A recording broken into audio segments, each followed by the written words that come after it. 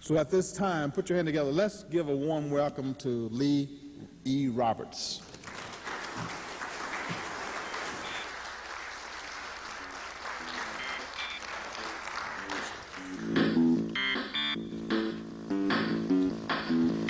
Hello, everybody, from the east to the west. Well, you know Motorola is the best, and the Motorolans here, they are the best around. And I'm going to share some ideas straight and sound. The presentation is about to start, and I'm going to care and share right straight from the heart. So bring back your thinking cap and stay out of trouble. We're going to help you make your ideas double. Total Customer Satisfaction Showcase, welcome! Hey, give me a hand.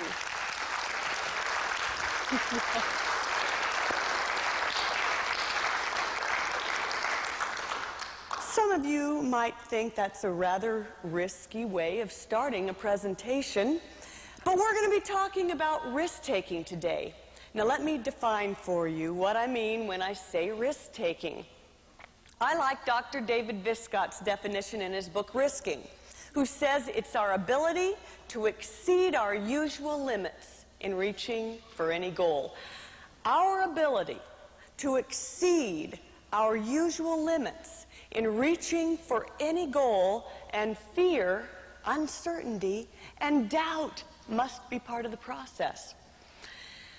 Now, you know, I can never say that without remembering something I read in the book of lists that said that the #1 greatest fear that people have is speaking in front of a large group like this.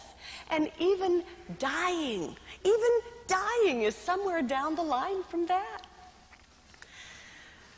My #1 fear is dying while speaking in front of a large group. But I have found that in the risks lie the rewards. In our challenges, we find our opportunities to grow. We find out just who it is we really are. We find the song in life that we came here to sing.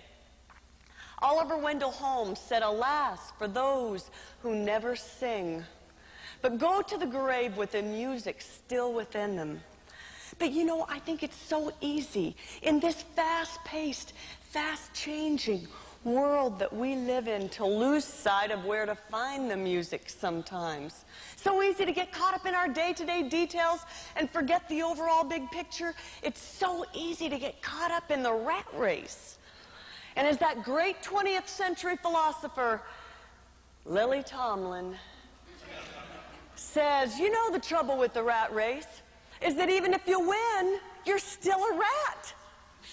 Oh, we live in such an accelerated rate of change these days. We live in a time unprecedented. Unprecedented. There's going to be more change in the next 50 years than there's been in the previous 500 years. People entering the workforce today, well, they're going to have to know 24 times as much information as people did a generation ago. Management personnel today will soon spend 60% of their time learning new information with only 40% of the time to get the job done. Whew. There was more information for us to assimilate in this morning's newspaper than the average person in the 16th century had to assimilate in an entire lifetime. We get inundated with over 2,000 advertising messages a day. And so much of it's negative, right? Reminding us about our indigestion, bad breath, excessive perspiration, rough hands, hairy legs, arthritis, neuritis, iron poor blood, falling hair, bad temper, chronic fatigue, dull eyes, headaches, bad skin, and excess fat. And before we even go out the door in the morning, we have to reach up just to touch bottom. Warren Bennis, who is guru to a generation of business leaders, says that leadership has changed from macho to maestro. Isn't that good? From macho to maestro. We're like orchestra leaders. like orchestra leaders. But what's the first thing that an orchestra leader will do when they get into the orchestra pit? What's the first thing that an orchestra member will do when they pick their instrument up? They get their attention and they tune up. They tune their own instrument first. They tune their own instrument first, but before they try to harmonize with anyone else, they tune their own instrument first. Confucius said, to put the world in order, we must first put the nation in order. To put the nation in order, we must first put the company in order. To put the company in order, we must first put the family in order. To put the family in order, we must first cultivate our personal life.